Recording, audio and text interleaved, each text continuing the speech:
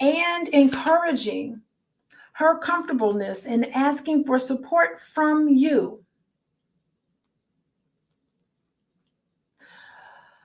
Another contribution to intimacy, what we say, how we say it, right? So they're telling you what you need to say to your partner when they're distressed and they need support from you. Ask them what they need from you. Here are some examples of how to ask. So they're telling you exactly what to say in case you're grasping for words. I see your pain. Please tell me how I can be here for you now. I want to support you in this moment. Please let me know what will work best for you. I am available in any way I can be. How can I nurture you the best during this time? If you do not know what you need right now, I can simply just be here for you. That is easy. Any of us can do. So I like this on page 52. They're letting you know if you don't know what to say and you don't know how to talk to somebody when they're in distress or when they're upset, we're just going to give you the script. Practice this script. Practice the script. Anyway, all you all who are here, thank you for being here. We are reading this book, How to Be an Adult in Relationships by David Richo. David Richo is a therapist like me, and I'm jealous because he came out with this wonderful book some 20 some odd years ago before I could come out with it. Oh gosh, I have feelings of jealousy because this is spot on. And this is what we as Black people need to be taking on and treating each other this way. For real, y'all, we need this. Okay.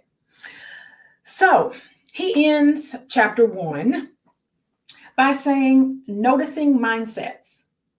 Loving presence takes 5 forms: attention, acceptance, appreciation, affection, and allowing. And mindfulness is the path to such loving presence. You have to practice mindfulness every single day. It is not going to naturally come to you. Practice it every day. Mindfulness.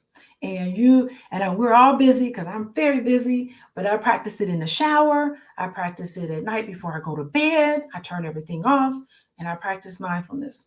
I just embed it into my day-to-day life, moments of mindful practices. And if you want to know exactly what to do, I think it's part 4 and 5 talks about it. So if you want to know specifically, mindful contact is unconditional in granting the 5 A's and unconditional by the mindsets of ego, such as fear, demand, expectation, judgment, or control. You need to be aware of how you are doing this, right? Look at the chart. He has a chart, and he's again encouraging you to journal.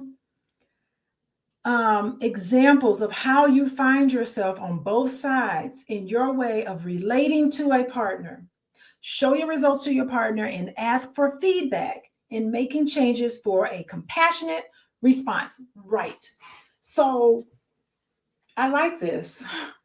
Setting aside time to talk to your partner about what is it that I can do to make you feel loved.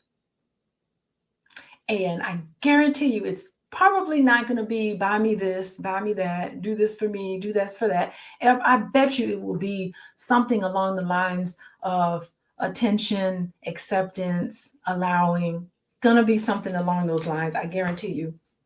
Well, in my office, very rarely do I find a man or a couple, individuals in a relationship, when they ask each other that question in my office, very rarely do I find any materialistic requests.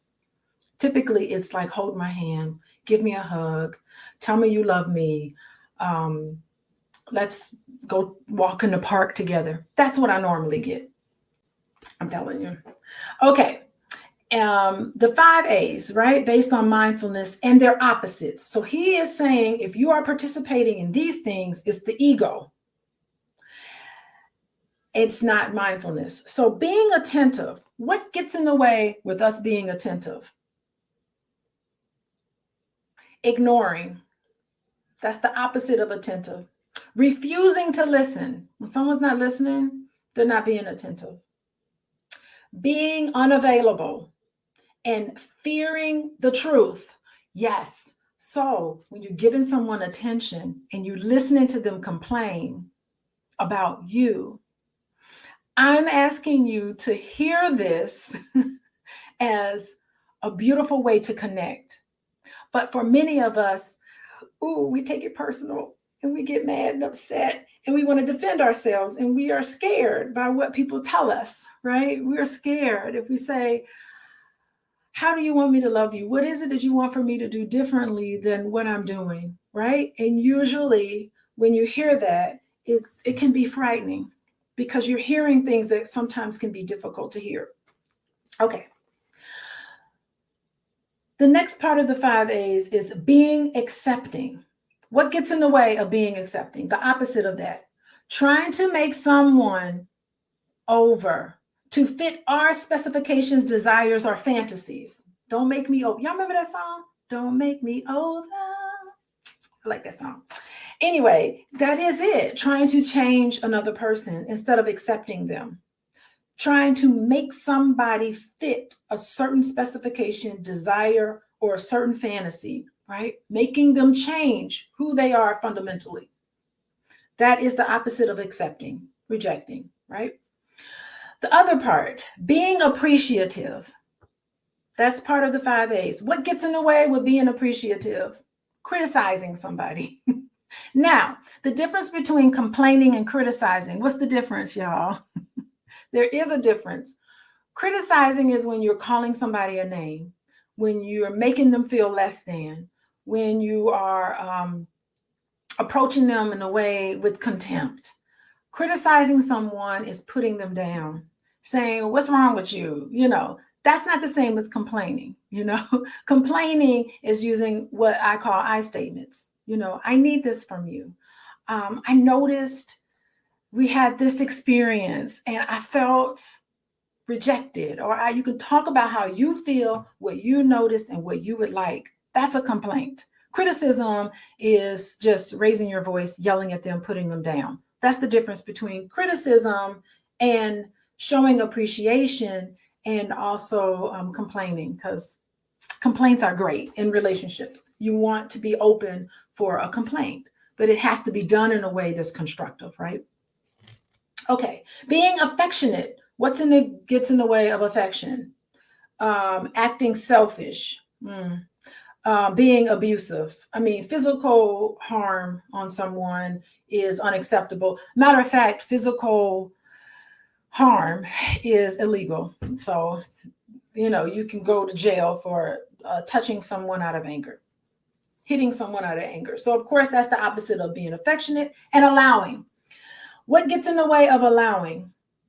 Being controlled, being demanding, or manipulative, trying to get something out of somebody, trying to not say what you mean and mean what you say, really not following through with things, being manipulative. Those are the things that gets in the way of just allowing somebody to be unique and allowing that person to be who and what they are. You're trying to manipulate them into being someone else. That's very toxic. So I just want to say, the 5 A's is an example of healthy loving, right? So based on mindfulness, being attentive is healthy. What's toxic is ignoring somebody, refusing to listen to them, being unavailable, and fearing the truth. That's a toxic behavior. What's a healthy behavior is being acceptance.